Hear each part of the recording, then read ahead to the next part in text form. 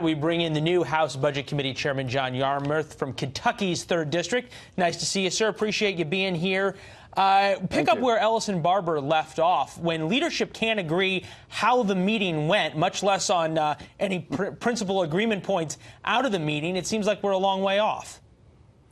Well, it does sound like we're a long way off, and it's really sad because what had happened was, this, as most people know, the Senate a couple of weeks ago passed by unanimous vote the funding for a temporary period of time to get these negotiations done and not shut the government down. But those were all Republican bills that were passed. Congressman, isn't that a little, all Republican bills. Isn't it a little disingenuous, though, because the idea of that somehow negotiations are going to happen and things are going to get done, there have been years to deal with this. Comprehensive immigration reform has been on the table since the mid-2000s, and Congress hasn't been able to agree on it. Really, a couple of week extension, if only the Republicans had passed things, suddenly there was going to be a deal? Come on. No, as a matter of fact, I was in the group of 8 in 2013 that negotiated for 7 months on comprehensive immigration reform, and it's tragic that we didn't get that bill to the floor. It had passed the Senate on a bipartisan basis. We would have resolved many of these issues right now, and there was very, very substantial border security provisions in both the Senate bill and the House bill that we developed. But this, what happens in Congress is that if the administration wants money for something, they come to Congress, they testify, they make a case for the money they want. We don't write blank checks for $5.7 billion without having any backup or detail. Yeah, and that's what the president's asking us to do. That's not the way it works. He needs to learn how government functions. We have brought that up and asked those questions in terms of exactly what the wall looks like, where it's going to be, how tall, et cetera, to that point. This brings up an interesting point, though. You say $5.6 billion for the wall. Democrats seem to agree that border security is worthwhile and something that is in need of funding. Is the government shut down now essentially over semantics? Because any border security includes physical barriers, which can be walls and things that look like walls. Where is the disconnect here? Well, the disconnect, actually, Leland, is that we have a president who will never really let us know exactly what he wants, and is willing to change his mind, or is apt to change his mind just on a whim. If we knew what his negotiating position really was, if Mitch McConnell had known what his negotiating position really was, we might have avoided the shutdown several weeks ago. That's the problem. Congressman, the negotiation position is pretty clear. He wants more money for a wall, a physical barrier, something that is going to keep people from crossing the border. Is that a problem? What's the problem in that? Well, the problem is that the vice president came to the Hill and said, well, we'll take $2.5 billion, and Mick Mulvaney said, we'll take $2-point-something billion, and then the president says, no, I didn't say that. It's $5.7 or $6 billion. So, again, the positions are all over the place. The positions of the White House may be a little bit all over the place, but Nancy Pelosi says not $1 for the wall and calls a wall immoral. So if you got leadership saying something's immoral, how's that negotiating in good faith?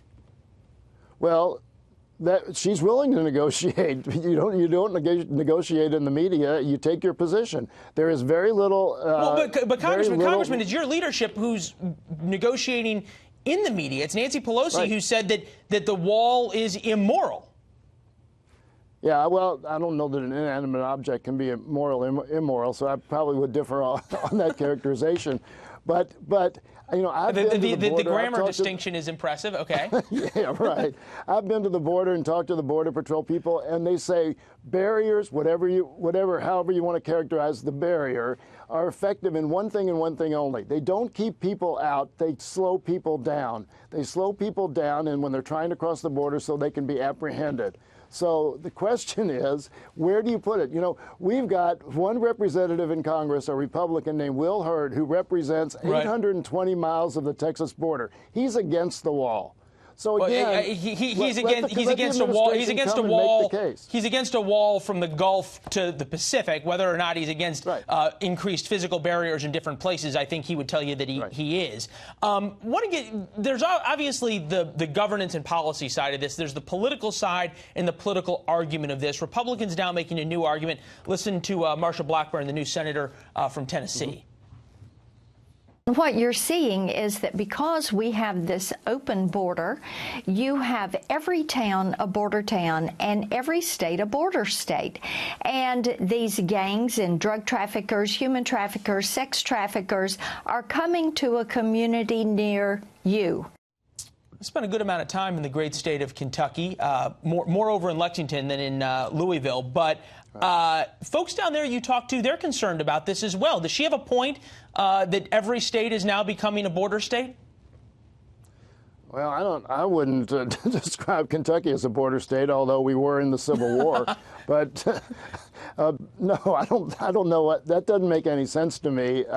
You know, we do know that there are certainly some bad people who try to come across our borders, but we don't have a crisis on the border. And you know, everybody who's looked at the we don't have a crisis on the Mexican border. No, illegal border crossings are at a very historic low level. Do we have an immigration crisis, Congressman? We have we have a broken immigration system. There's no question about it. But just not a crisis on the border. And we need to fix the amnesty procedures. We need to fix the guest worker programs. We need to fix the border security. We need to fix a lot of stuff. And unfortunately, again, we tried 5 years ago, couldn't get it done. Well, we need to try it again. Good point. Better luck this time, sir. We appreciate it. And when you get back to D.C., we'll check in with you. Good to see you, sir. Okay, Leon, good to see you.